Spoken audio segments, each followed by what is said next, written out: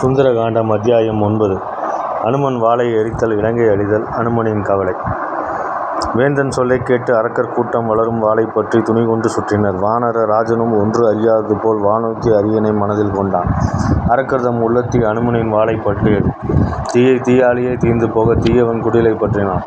தீயை வைத்த அரக்கர்கள் கூட்டம் தீயினின்றி தப்பி ஓடியது. தீயின் கனல் கொண்ட அன்னையின் தெய்வீகம் அங்கே பற்றி வாளில் தீ கொண்ட அனுமன் இங்கும் அங்கும் ஓடினான். வானளவு உயர்ந்த இலங்கையை அன்னிதேவன் பற்றினான். வாளில் மட்டும் குளிர்வு உணர்ந்து இது அன்னையின் செயலே வானரம். இதை உணர்ந்து அன்னையை நினைந்தான். மாளிகை எரிந்தது, அதன் விதானமும் எரிந்தது. தேர் எரிந்தது, அதன் மீது கொண்ட அம்பாகரமும் எரிந்தது.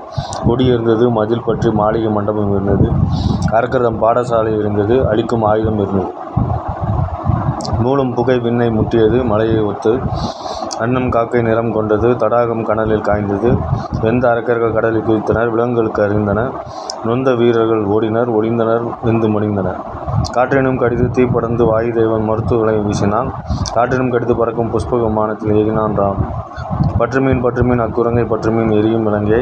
சுற்றுமந்த வானத்தை கட்டுமீன் காணாது அனுப்புமீன். வாழுதலின் ஞான வளத்தால் மாறுதலும் ஐம்பகை மாய்த்து மேல்கதி மேலேறும் மேலோர் போல் பயமாறுதி போனான். உன்னுடன் பேசிய வானரனுக்கு வாளில் தீ வைத்தார்கள். சூடு தாங்காமல் வானரம் தெருவெங்கும் ஓடியது. ஓடிய இடமெல்லாம் தீயும் தொடர்ந்து வந்தது. கூடிய அரக்கியர் கூட்டம் அன்னையிடம் சொல்லியது, அக்னிதேவனை, நான் செய்த புண்ணியம் என்று ஏதாவது இந்த நிலையில் இருந்தால் நீ அவனை சுடாதே. நான் உண்மையான பதிவிரதியாக இருந்தால் அனுமன் வாளில் குளிர்ந்து இரு. சீதை வேண்டினாள். அக்னிதேவன் வாளில் குளிர்ந்தான். மாற்றத்தை எரித்தான். வாயுதேவன் பெருங்காற்றுடன் நெருப்பை படரவிட்டான். பூமி தாயன் குழந்தையை சீதைக்கு பாதுகாப்பாக தந்தாள். பூபாரம் குறைய அடித்தளம் போட்ட அன்று இலங்கை இருண்டான். பற்றுமீன் குரங்கை அன்னமீன் நெருப்பை உற்று அகலாமுன் செற்ற குரங்கை பற்றுமீன் ஏற்றுமீன் இவ்வூரை விட்டு போகும் முன் பற்றுமீன் அதிசய குரங்கை பற்றுமீன் தன் உருவத்தை சுருக்கினான். வாளும் சுருண்டது, சுற்றிய துணி அவிழ்ந்தது.